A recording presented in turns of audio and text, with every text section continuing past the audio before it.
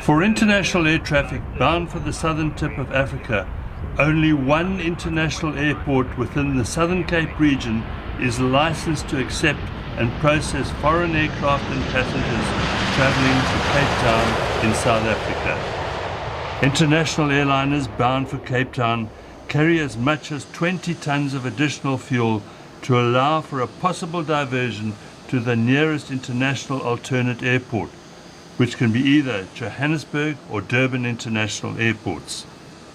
Nick Ferguson, the Managing Director of the Cape Winelands Airport Limited, an airport operator and development company, has recognized the benefit of developing a second international airport for Cape Town.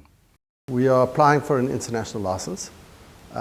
We will try to generate our own customers in airlines, domestically and internationally, and we will be a alternate destination airport from the get-go for international traffic, where they can divert to us in the case of an issue at Cape Town.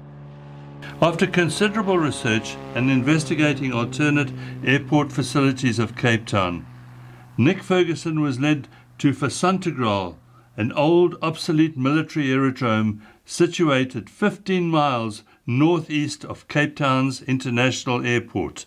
The aerodrome, situated at an elevation of 400 foot, is noted to be above most of the advection fog that settles across low-lying areas of the Cape Flats in the vicinity of Cape Town's civilian airports. 30, 20, 10, retard. Architectural ideas were set in motion for the creation of a second international airport for Cape Town when in 2020 Nick Ferguson's company took ownership of the Fisantekraal aerodrome and promptly renamed the property as the Cape Winelands Airport.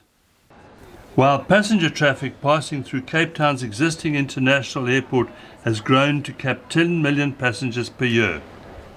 This growth is set to continue and predicted in the next 25 years to reach 20 million passengers by the year 2050. That traffic study that was independently done by NACO talks about Cape Town as a region or as a destination going from 10 million passengers currently to 20 million passengers.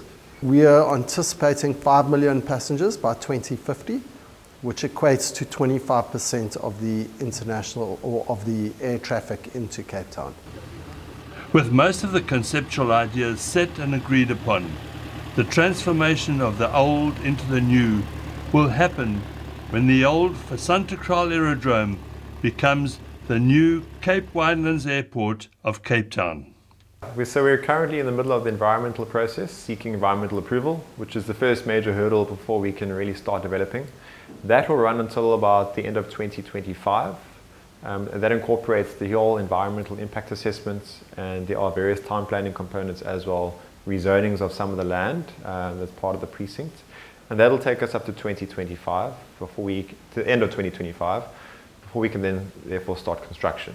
And we're expecting call it a 2-year build at least before we can land the first aircraft. And the first build really incorporates just the key aeronautical infrastructure required in order to land aircraft. Construction of the first phase of the new airport is expected to top 7 billion rand in costs. Included in the first phase of the project will be the realignment and construction of a new 3.5 kilometer runway suitable for large Code F aircraft.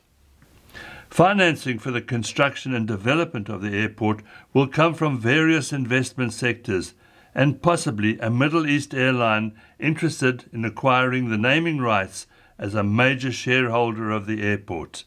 So at the moment it's financed with the team and the current directors and the shareholders, a bunch of proudly South African entrepreneurs and investors. We of course haven't yet raised the finance required for the 7 billion rand developments. We only need it before we start building, which is in about 2 years' time. But we are currently in the middle of that process, and we have an enormous amount of interest from the South African commercial banks, infrastructure funds, airlines and airport operators globally. And so we're very confident and comfortable that by the time we need the funding, we would have had it secured. As the expanding population of the Cape Town metropolis moves eastwards in the direction of the winelands in the Western Cape, the benefits for an additional airport for Cape Town will continue to grow.